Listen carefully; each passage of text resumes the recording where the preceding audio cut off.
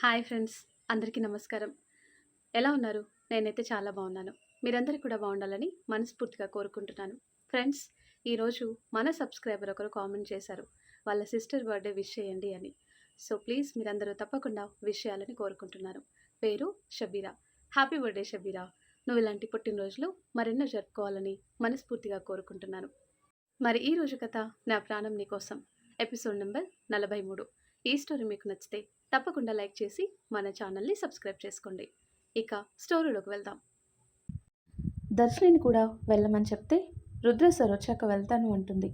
Okay అని విక్కీకి చెప్పేసి ఆదిత్యాన్ని చూసి ఇంటికి వెళ్తుంది. వేద వెళ్ళాక రుద్ర సార్ని వేద ఎందుకు బావా అని పిలిచింది అని అడుగుతాడు విక్కీ. మీకు తెలీదా అన్నయ్య, రుద్ర సార్కి వేద అక్క మరదలవుతుంది. రుద్ర సార్ వాళ్ళమ్మ వేద అక్కకి మేనత్ అవుతుంది. ఓ అవునా అంటాడు విక్కీ. మరెన్నాళ్ళు తెలీదా రుద్ర సార్ బావ అవుతాడని? లేదు తెలీదు, ఈ మధ్య తెలిసింది. ఓ అంటూ ఆలోచనలో పడతాడు. ఇప్పుడు ఆదిత్య కోలుకున్న తర్వాత వేదాకి పెళ్ళయిందని తెలిస్తే ఎలా రియాక్ట్ అవుతాడు? అసలు తట్టుకోగలడా? ఓ గాడ్ అనుకొని ఆదిత్య వైపు చూసి, నువ్వు త్వరగా కోలుకోవాలిరా, నువ్వు బ్రతికే ఉన్నావంటే ఆంటీ అంకుల్ ఎంత సంతోషపడతారో అనుకుంటాడు. వేద వెళ్ళగానే రుద్ర హాస్పిటల్కి వస్తాడు. రుద్రని చూడగానే లేచి హాయ్ రుద్ర సార్ అంటూ విష్ చేస్తాడు. హాయ్ విక్కీ అంటూ సైడ్ హగ్ ఇస్తాడు. చూసావా మీ ఫ్రెండ్ని అని అడిగితే, హా సార్ చూశాను, చాలా షాక్ అయిపోయాను, చాలా హ్యాపీగా ఉంది సార్ అంటూ కళ్ళల్లో నుండి వస్తున్న కన్నీటిని బొటన వేలితో తుడుచుకుంటాడు. నీకు సర్ప్రైజ్ ఇవ్వాలని ఫోన్లో చెప్పలేదు. డోంట్ వరీ, ఆదిత్యకి రేపు సర్జరీ, అది సక్సెస్ అయితే మళ్ళీ నార్మల్ అయిపోతాడు అని చెప్తాడు రుద్ర. ఓకే అంటాడు విక్కీ. చాలు సార్, వాడు నార్మల్ అయితే అంతే చాలు. ఇన్నాళ్ళు వాడు లేని లోటు ఫేస్ చేశాం. ఇప్పుడు మళ్ళీ నా కళ్ళకి కనిపిస్తుంటే ఇంకా నమ్మబుద్ధి కావటం లేదు అంటాడు విక్కీ. కొన్ని టైమ్స్ అలానే ఉంటుంది. మేము ఆదిత్యని చూడగానే అలాగే ఫీల్ అయ్యాం. ఓకే, నువ్వు డైరెక్ట్గా ఎయిర్పోర్ట్ నుండి వచ్చేసావు కదా, పక్కన రూమ్ ఉంది, వెళ్ళి ఫ్రెష్ అయ్యి ఏదైనా తిను. లేదు సార్, నాకు ఆకలిగా లేదు. ఆకలిగా లేకపోయినా తినాలి. రేపు మీ ఫ్రెండ్ని మీరే చూసుకోవాలి, అంటే బలం కావాలి కదా, వెళ్ళు అని పంపిస్తాడు. ఆ తర్వాత కట్ చేస్తే నెక్స్ట్ డే ఎర్లీ మార్నింగ్ లేచి ఫ్రెష్ అయ్యి పూజ గదిలోకి వెళ్తుంది వేద.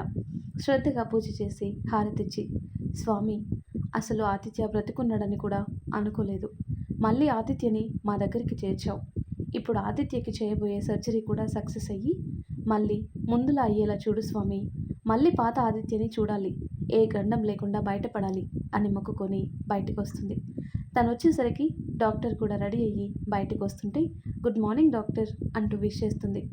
గుడ్ మార్నింగ్ అమ్మా అని అతను కూడా దేవుడికి దండం పెట్టుకోవటం చూసి, మీరు నమ్ముతారా దేవుణ్ణి అని అడుగుతుంది. నమ్ముతాను. ఏ క్యాస్ట్ అయినా దేవుడు ఒక్కడే కదా. సర్జరీకి ముందు మీ హిందూస్ చదివే మంత్రాలు చదివి స్టార్ట్ చేస్తాను.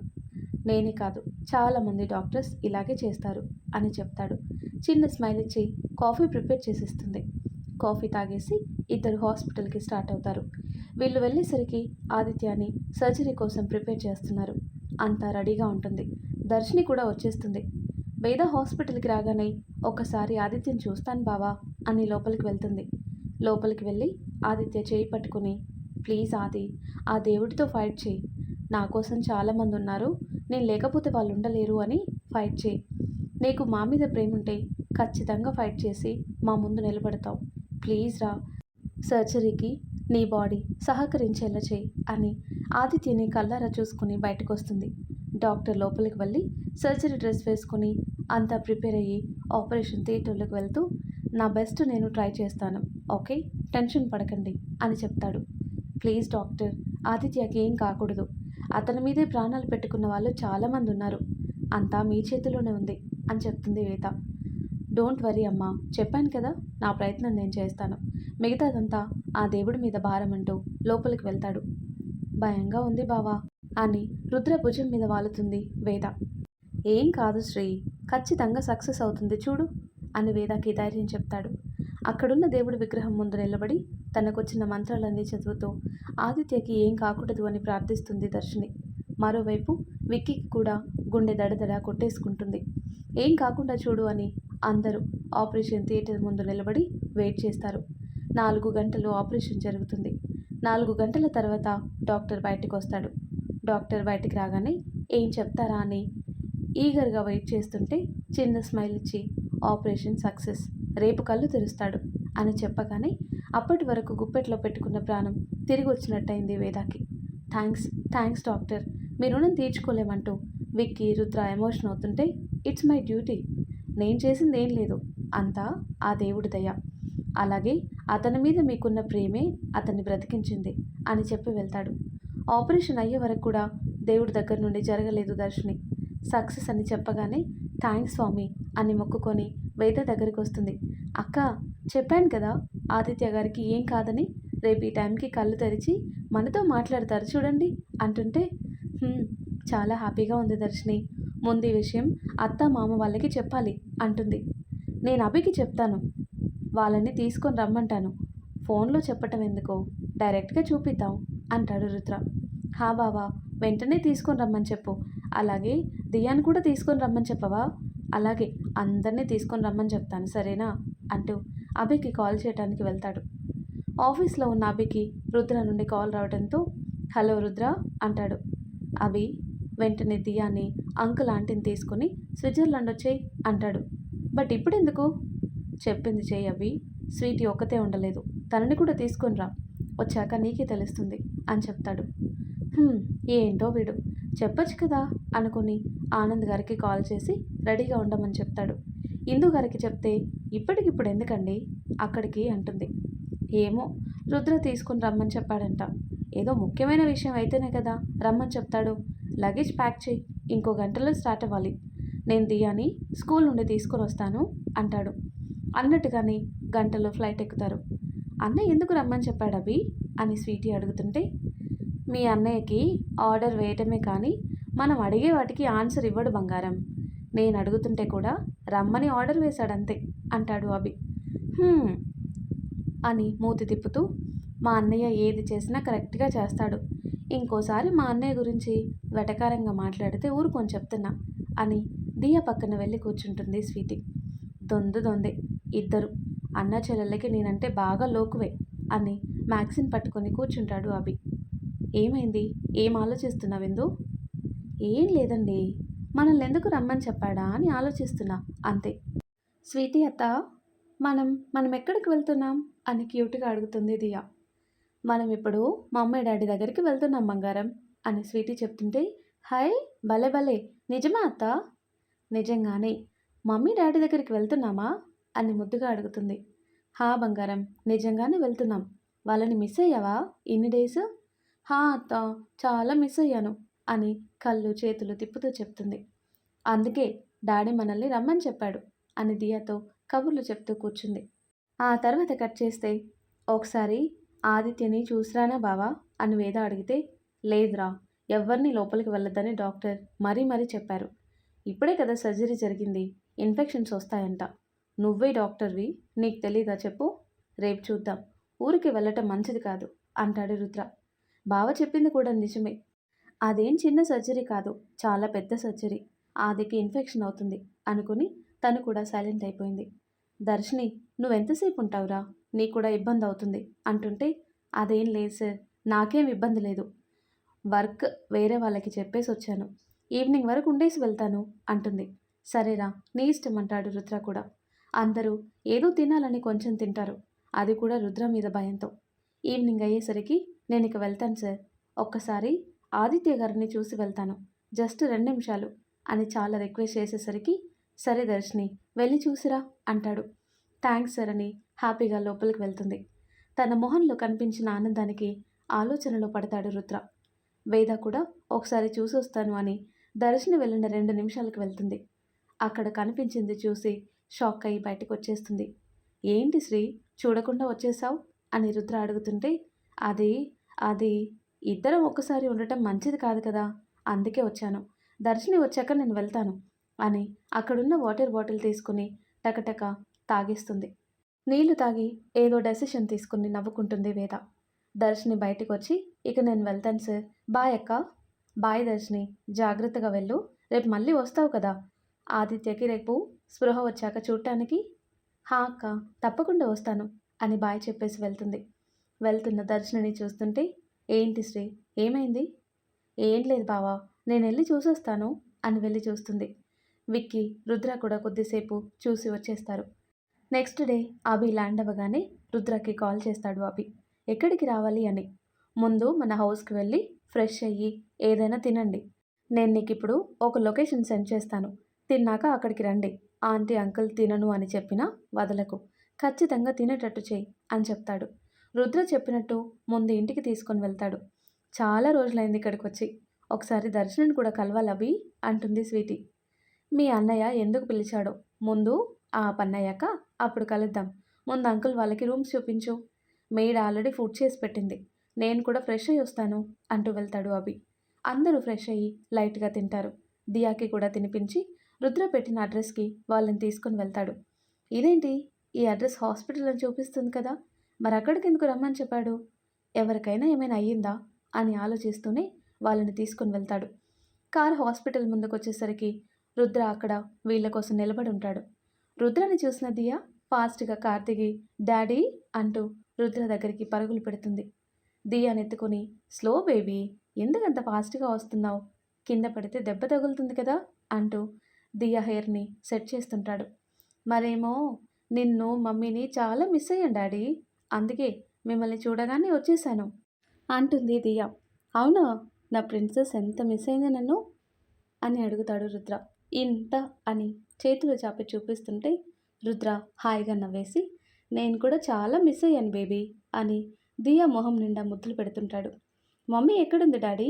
మమ్మీ లోపలుంది, వెళ్దామంటూ ఆనంద్ ఇందులని చూసి రండి అంకుల్ అంటాడు. ఏంటి రుద్ర, మమ్మల్ని రమ్మని చెప్పావంట, హాస్పిటల్కి ఎందుకు తీసుకుని వచ్చారు? వేద ఎక్కడుంది, తను బాగానే ఉందా అని కంగారుగా అడుగుతుంటే, అయ్యో కంగారు పడద్దు అంకుల్, శ్రీ బాగానే ఉంది, మీకు ఒక సర్ప్రైజ్ ఇద్దామని రమ్మని చెప్పాను. సర్ప్రైజ్ ఏంటి అని ఒకరి మొహం ఒకరు చూసుకుంటుంటే, లోపలికి వెళ్తే మీకే తెలుస్తుంది, రండి అని అందరినీ తీసుకుని లోపలికి వెళ్తాడు. లోపలికి వెళ్ళేసరికి వేద విక్కీ కనిపిస్తారు. విక్కీ, నువ్వు కూడా ఇక్కడే ఉన్నావా, ఎప్పుడొచ్చావు? నిన్నొచ్చాను అంకుల్. అత్తయ్య మామయ్య అని రాగానే వాళ్ళని పట్టుకొని వేద ఎమోషనల్ అవుతుంటే, ఏమైందిరా, ఎందుకు ఇక్కడున్నారు అని అడుగుతుంటే, మీరు ఎప్పుడూ అంటారు కదా, దేవుడొచ్చి ఏ వరం కావాలి అంటే నా కొడుకుని నా దగ్గరికి పంపించేయండి అని అడుగుతాను అనేవారు కదా, ఆ వరం ఇచ్చేశాడు మావయ్య అంటుంది. వేద ఏం చెప్తుందో ఇందుకి ఆనంద్ గారికి అర్థం కాక అయోమయంగా చూస్తూ, ఏమంటున్నావు తల్లి, వరం ఇవ్వటం ఏంటి అని అడుగుతాడు. రండి అని ఇద్దరిని తీసుకొని వెళ్తుంటే ఎక్కడికో అని అయోమయంగా వేదని అనుసరిస్తారు. ఆదిత్య ఉన్న ఐసీయూ డోర్ తీసి రండి అని ఇద్దరి చేయి పట్టుకొని తీసుకొని వెళ్తుంది. ఇక్కడెవరున్నారు అని ముందుకు చూసి బొమ్మల్లా ఉండిపోతారు. అసలు ఉలుకు పలుకు లేకుండా కనురెప్పలు కొట్టకుండా అలాగే చూస్తూ ఉంటారు. ఎక్కడ కనురెప్పలు మూస్తే అది అబద్ధం అయిపోతుందో అని అలాగే చూస్తూ ఉంటారు. ఇద్దరి కళ్ళల్లో నుండి నీళ్లు జలజల రాలిపోతున్నాయి. కాళ్ళు ముందుకు కదలటం లేదు. ఒంట్లో ఉన్న ఓపికంతా కూడగట్టుకొని ఒక్కో అడుగు ముందుకు వేస్తూ వెళ్ళి బెడ్ మీద ఉన్న ఆదిత్యని చేత్తో తడిమి చూస్తారు. అక్కడున్నది ఆదిత్యనేనా అని. ఇన్నాళ్ల తర్వాత మళ్ళీ కొడుకు స్పర్శ తగలగానే ఆదిత్య పుట్టిన తర్వాత చేతిలోకి తీసుకున్నప్పుడు ఎలా ఫీల్ అయ్యారో అలా ఫీల్ అయ్యారు. ఏమండి, ఇది ఇక్కడ ఉంది మన ఆదిత్యనే కదా, నిజమే కదా, అబద్ధం కాదు కదా? అబద్ధం అని మాత్రం చెప్పద్దు, నేను తట్టుకోలేను. నిజమే, నా కొడుకు ఇక్కడే ఉన్నాడు, నాకు తెలుసు అంటూ ప్రేమగా తాకుతూ, ఆదిత్య లేనన్నా, అమ్మొచ్చింది లేనన్నా అని తట్టి లేపుతుంది. వేద ముందుకొచ్చి అత్తయ్య అని పిలవగానే, అమ్మా వేద, ఏంటి ఇది నిజమేనా, మేం చూస్తుంది మన ఆదిత్యనేనా? హా మావయ్య, మన ఆదిత్యని మనం చూస్తుంది, మీ కొడుకే అక్కడుంది. ఆదిత్య చనిపోలేదు, బ్రతికే ఉన్నాడు, మాకు మొన్నే తెలిసింది. కాకపోతే ఆదిత్యకి బ్రెయిన్లో బ్లడ్ క్లాట్ అయింది, అందుకే సర్జరీ చేయించాము. తర్వాత మీకు చెప్దామని ఆగేమో. ఈరోజు ఈవినింగ్ స్పృహలోకి వస్తాడు, మళ్ళీ మన ఆదిత్య మన దగ్గరకు వచ్చేస్తాడు మావయ్య అంటుంది వేద. కొడుకు ఫేస్ని చేతిలోకి తీసుకుని ప్రేమగా ముత్తాడి, తొందరగా లేనన్నా అంటాడు ఆనంద్ గారు. ఇక్కడ ఎక్కువసేపు ఉండకూడదు అత్తయ్య, రండి వెళ్దాం. నేనెక్కడికి రాను, నేను ఇక్కడే ఉంటాను. మళ్ళీ నా కొడుకు నన్ను వదిలి వెళ్తే నేను తట్టుకోలేను, నేను ఇక్కడే ఉంటాను అని ఆదిత్య చేతిని పట్టుకొని కూర్చుంటుంది ఇందు. అత్తయ్య, ఇక్కడ మనం ఉంటే ఆదికి మంచిది కాదు. మీ ఇష్టం. ఇక ఆయన ఎక్కడికి వెళ్ళడు. ఆదిత్య ఇక మనతోనే ఉంటాడు. కళ్ళు తెరిచాక అందరం బాగా పనిష్మెంట్ ఇద్దాం. మనల్ని బాగా ఏడిపించేశాడు కదా అంటూ కళ్ళు తుడుచుకొని ఆనంద్ గారిని, ఇందు గారిని బయటికి తీసుకుని వస్తుంది. మమ్మీ అంటూ రుద్ర చేతి నుండి వేద దగ్గరికి వెళ్తుంది దియా. హాయ్ దియా బంగారం, నిన్ను మమ్మీ చాలా మిస్ అయిందిరా. నేను కూడా మిస్ అయ్యాను మమ్మీ అంటూ వేద చెరో బుగ్గ మీద ముద్దు పెడుతుంది. స్వీటీ అభికి విషయం చెప్పడంతో వాళ్ళు కూడా ఒకసారి ఆదిత్యాన్ని చూసొస్తారు. అప్పుడే ఆదిత్య కళ్ళు తెరిచాడేమో చూద్దామని ఫాస్ట్గా వస్తుంది దర్శిని. తను రావటం చూసిన వేద నవ్వుకొని, ఏంటి దర్శిని తొందరగా వచ్చావు, ఆదిత్య కోసమా అని అడుగుతుంటే తడబడుతూ, అదే అక్క స్పృహ వచ్చిందేమో అని చూద్దామని వచ్చాను అంటుంది. ఓ ఓకే, ఇంకా రాలేదు దర్శిని అని వీళ్ళు ఆదిత్య పేరెంట్స్. అత్తయ్య, మామయ్య, ఈ అమ్మాయి వల్లే మన ఆదిత్య మనకి దక్కాడు. ఇన్నాళ్ళు తనే దగ్గరుండి చూసుకుంది. తన వల్లే నాకు ఆదిత్య గురించి తెలిసింది. ఇన్నాళ్ళు ఆదిత్య సేఫ్గా ఉన్నాడంటే దానికి కారణం దర్శినినే మావయ్య అని చెప్తుంటే దర్శిని చేతులు పట్టుకొని, చాలా థ్యాంక్స్ అమ్మా, చిన్నదాని అయిపోయావు. లేదంటే నీ కాళ్ళు పట్టుకున్నా తప్పులేదు. నా కొడుకు ప్రాణాలు కాపాడి మా అందరి బాధని తీర్చావు. నీ రుణం ఏమిచ్చినా తీర్చుకోలేను తల్లి. మా ఆయుష్ కూడా పోసుకొని నిండు నూరేళ్ళు చల్లగా ఉండాలి అంటుంది. అయ్యో ఆంటీ, మీరు పెద్దవాళ్ళు, అలా అనొచ్చా? ఏదో సాటి మనిషిగా సహాయం చేశాను, దానికి మీరు ఇంత పెద్ద మాటలు మాట్లాడొద్దు. లేదు తల్లి, నువ్వు చేసింది చిన్న సహాయం కాదు. నా కొడుకు లేక మేమెంత బాధని చూసామో మాకే తెలుసు. నువ్వు ఆ బాధను మొత్తం తీర్చేశావు. చాలా థ్యాంక్స్ అమ్మా అంటాడు ఆనంద్. అంకుల్ ప్లీజ్, మీరు కూడానా? ప్లీజ్, మీరందరూ అలా అంటుంటే నాకు బాలేదు. ప్లీజ్, నేనేం అంత గొప్పదాన్ని కాదు. ఆదిత్య గారి ముందు నేను చేసింది చాలా చిన్నది. ఆయన తన ప్రాణాలు పణంగా పెట్టి ఎంతో మందిని సేవ్ చేశారు. దాంతో పోలిస్తే నేను చేసింది చాలా చిన్నది. మీరందరూ నన్ను మునగ చెట్టెక్కిస్తున్నారు. నన్ను కూడా మీలో ఒకరిని అనుకోండి చాలు అంటుంటే, అనుకోవటం ఏంటిరా, నువ్వు మా అందరికీ స్పెషల్, నువ్వు కూడా మా ఫ్యామిలీని అంటూ దర్శిని నుదుటిన ముద్దు పెట్టుకుంటుంది ఇందు. దర్శినిని వాళ్ళంత ప్రేమగా చూసేసరికి చాలా హ్యాపీగా అనిపించింది. దియాని చూసి, ఈ పాప అని అడుగుతుంది. తిను దియా అని దియా గురించి చెప్తుంది. ఓ, చాలా క్యూట్గా ఉంది పాప. చూడండి, మీ అందరూ ఇంత గొప్ప గొప్ప పనులు చేసి మళ్ళీ నన్ను పొగుడుతున్నారు అంటూ దియాని ఎత్తుకొని ముద్దు పెట్టి, నువ్వు చాలా క్యూట్గా ఉన్నావు తెలుసా అంటుంటే దియా కిలకిల నవ్వుతూ, నువ్వు భలే ఉన్నావు ఆంటీ అంటుంది. ఆంటీనా? నాకేం వైట్ హెయిర్ లేదు కదా బేబీ, ఆంటీ అని పిలుస్తున్నావు నన్ను అని మొహం బేలగా పెట్టగానే, మరేమని పిలవాలి అని బుగ్గ మీద వేలు పెట్టుకొని ఆలోచిస్తున్నట్టు ఫోజ్ పెట్టగానే, చో క్యూట్, ఆంటీ అని కాదు కానీ దర్శి అని పిలువు అంటుంది. నో, మీరు బిగ్ కదా, అలా నేమ్తో పిలవకూడదు అని మమ్మీ చెప్పింది. సో అలా పిలవను, ఫ్రెండ్ అని పిలుస్తాను, ఓకేనా అంటుంది.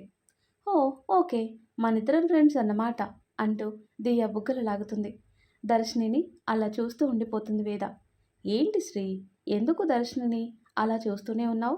నిన్న కూడా అలాగే చూసావు. ఏం నడుస్తుంది నీ మైండ్లో? ఏం లేదు బావా, ఇప్పుడు కాదు, తర్వాత చెప్తాను అని అక్కడ కూర్చొని ఆలోచిస్తుంది. అసలు ఇప్పుడు ఆదిత్య కళ్ళు తెరిచిన తర్వాత నాకు పెళ్ళైందని తెలిస్తే ఎలా రియాక్ట్ అవుతాడు? అసలు తట్టుకోగలడా? నన్ను తప్పుగా చూస్తాడా? ఎలా తీసుకుంటావో అని భయం వేస్తుంది ఆది. నువ్వున్న పరిస్థితికి ఇప్పుడు ఈ నిజం తెలిస్తే నీ మైండ్ మీద ప్రెషర్ పడుతుంది ఆది. నీకంత మంచిది కాదు. ప్రెషర్ ఎక్కువై నీకేమైనా అవుతుందేమో అని భయం వేస్తుంది. నాకు పెళ్ళయింది అని నువ్వు తీసుకోవాలి, కష్టమైనా తప్పదు.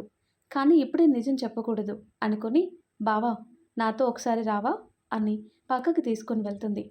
ఏంటి శ్రీ, నాకు హెల్ప్ కావాలి. ఓయ్, హెల్ప్ అంటే కొడతా, ఆర్డర్ వేయి, ఏం చేయాలి చెప్పు అంటాడు. అది ఆదిత్య కొంచెం కోలుకునే వరకు మనకి పెళ్ళయిందని నిజం చెప్పొద్దు బావా. కొన్ని డేస్ నిజం దాచుదాం. ఎందుకంటే ఆదిత్యకి జరిగింది బ్రెయిన్ సర్జరీ. చాలా క్రిటికల్ కండిషన్ నుంచి బయటపడ్డాడు. ఇప్పుడు ఏదైనా షాకింగ్ న్యూస్ చెప్పటం అంత మంచిది కాదు బావా. తన హెల్త్ మీద ఎఫెక్ట్ పడుతుంది. ప్లీజ్, తనకి మళ్ళీ ఏదైనా అయితే తట్టుకోలేను. నేనే కాదు, వాళ్ళు కూడా తట్టుకోలేరు. ఈసారి ఏమైనా తీసుకోవటానికి వాళ్ళు రెడీగా లేరు అంటుంది వేద. రుద్ర ఆలోచిస్తుంటాడు. మరి ఆ తర్వాత ఏం జరుగుతుందో నెక్స్ట్ వీడియోలో తెలుసుకుందాం. ఎంతో ఇంట్రెస్టింగ్గా ఉండే ఈ స్టోరీ నెక్స్ట్ పార్ట్స్ కోసం ఈ వీడియో లైక్ చేసి మన ఛానల్ని తప్పకుండా సబ్స్క్రైబ్ చేయండి. Thanks for watching.